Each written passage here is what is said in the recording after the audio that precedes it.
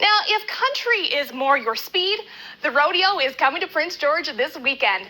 Saturday and Sunday, Exhibition Park will play host to the best rodeo competitors you can find in the West. Kevin's here telling us more about it. Kevin, it's so good to have you. Absolutely. Thanks for inviting me here. Yeah, now you've brought all kinds of things, and I want to get to that in a second. But first off, what is going down this weekend? Yeah, so we've got a big BCRA coming to town, so we're a semi-pro association. We got all 8 major events, and we've got the most rough stock, so saddle bronc, bareback, and bull riders probably in the province this year for a semi-pro, yeah. Wow, so this is a very big event. Oh, it's absolutely massive. We've been working on it for over a year and a half, setting this up. It's kind of seeing it all come to fruition finally. Now, I've got to be honest, I have never been to a rodeo before. So for people out there who are maybe like me and who haven't, what can they expect when they actually come out? Yeah, so we've got all 8 majors there, so we'll have everything from bull riding, saddle bronc, bareback, team roping, tie-down roping. We've got all the major events there. We've got some junior events too, so some people coming up, like the kids coming up, the peewees and novices. We've got about 18, I think, or 20 local Prince George competitors being part of this event for the weekend as well. So it's awesome. We've got a warm-up barrel race, Huber Equipment, or sorry, not Huber, Norcan Power Solutions barrel race this evening, and then tomorrow. What is a barrel race? So it's just pretty girls on fast horses chasing 3 cans. All right, going in a cloverleaf pattern. So we've got a warm-up race this evening around that, and then tomorrow we go right into the Huber Equipment Rodeo PG. That's awesome. Well, I'm very excited to learn more about this, and I did hear that you also maybe have a bit of a dance at night as well. Absolutely. On Saturday night, we've got a big dance there at the Rollerdome. We've got a live band there, lots of refreshments. It'll be a ton of fun. We got a 2-step competition as well. Oh, okay. So if you don't know how to 2-step, will you have a chance in the competition? Is it easy to pick up? Yeah. I mean, I'm not very good at it anymore, but absolutely. I'm sure you make up for it with different moves, though. Well, we'll try. But that's it. It's all about coming out. It's all about having fun. And there's a little bit of something for everybody. Absolutely. Yeah. Now, I'm very curious to learn more about the rodeo events because, like you mentioned, there's 8 major events, but they all look a little bit different. So I know you've brought some things with you today, but you've also brought a video. So I really want to get to this video first, and maybe you can tell us what's going on in it. Absolutely. Yeah, let's take a look right now. So this is Matt O'Flynn out of Cunin. So you can see the way that rough stock is judged is half by the rider and half by the stock, so the animal that he's riding. So the idea is, like at the start of this video, you want to be in the center of that animal, whether he's kicking out the front end or kicking out the back end or jumping on the front end. Right, so he is right in the middle there. So right in the middle, and then you'll see at the end he kind of opens up a little bit with his spurs and gets some extra chops in there. So that'll bring some extra points to his score, and the higher score wins. So how long do people generally, how long are people able to stay on? So for a qualified ride in the rough stock, which is bareback, saddle bronc, and bull riding, it's an 8-second whistle. So if you only make it to 7.5, it's the same as getting 0.3 of a second. It's a no score. So you have to get up to the 8-second whistle. And then from there, what is the longest that you've seen somebody do?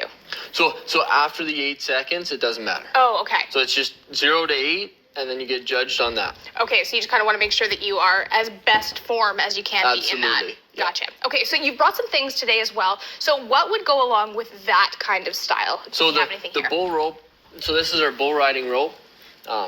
We deal with this. It's kind of a hard piece of rope here. But and then, so this goes around the bull. You tighten it up. We run a glove here, a leather glove. We put a little bit of rosin on there.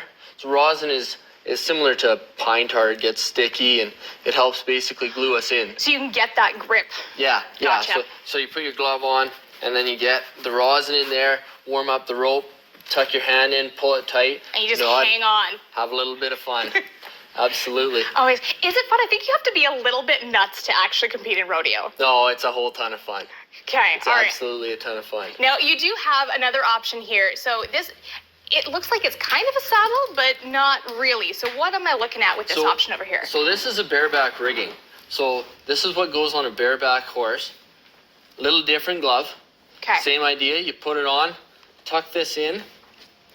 We put a little bit of rosin on there, tuck it in, hold on tight, and then go have some fun. So what's different about this glove than the one over here then?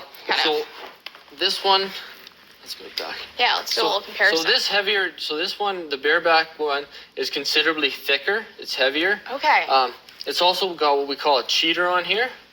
So this cheater tucks up on this rawhide rigging, and it locks you in. So when you're on a bareback horse, so I was right-handed, so I rode left. So when I'm tucked in on that equipment, if I get bucked off and I fall to the right, it actually locks my wrist in, and I get hung up.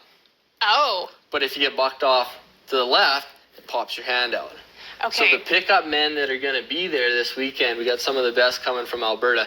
They have to be right there on their game face, because if a guy gets bucked off on the wrong side, then he can't get off. So the pickup men have to come in, get that horse. The rider has to get back up on top of that horse and come off the other side. Oh my goodness. Okay, so there's a lot of pressure there, not only for the rider, but kind of everybody else who's there as well. Absolutely. It's got to be a team for sure. Everyone because, works yeah, it is a dangerous sport. Absolutely it is. Yeah, now I know that you have a pretty incredible story yourself. You were actually somebody who was knocked off the horse. Yeah, so I was up in 2015. I was up in Smithers. I was riding a bareback horse, and I came out the back door, is what we call it. So I lost my hand, and I slid along his back, and then he bucked, and he put me straight up in the air. And I came down, I landed on my head, and I broke my neck and my back, some ribs, and poked a hole in my lung. Now I'm paralyzed from the chest down.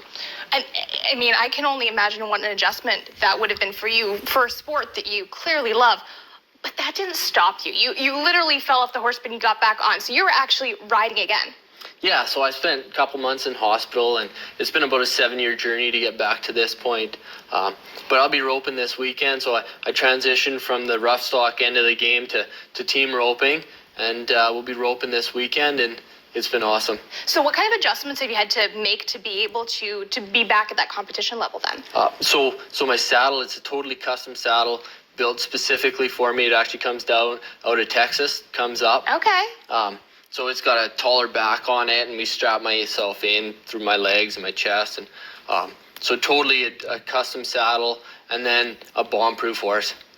Just an old bomb-proof horse that won't buck, won't play around. Yeah. He just knows his job. We go out, we play, we have a little bit of fun. That's amazing. And I can't get over the fact that you really are paving the way here, because when we talk about parasports, I don't know that I've ever heard of somebody competing in rodeo.